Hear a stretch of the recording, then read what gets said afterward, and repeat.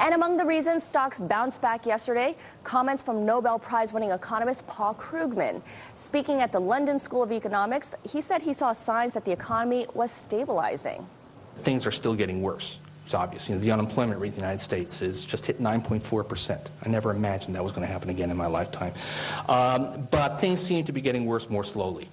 There's some reason to think that we're stabilizing. I would not be surprised if the official end of the U.S. recession ends up being, in retrospect, dated sometime this summer.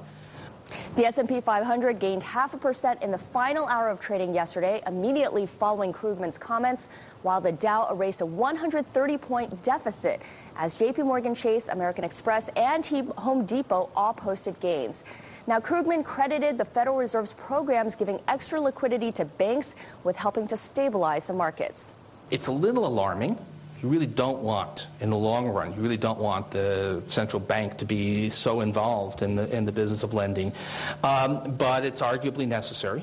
There is the question, where does it stop? Robin Wells, my co-author and wife, has suggested that within a year or so we're all going to have Visa cards with the Fed logo on them. But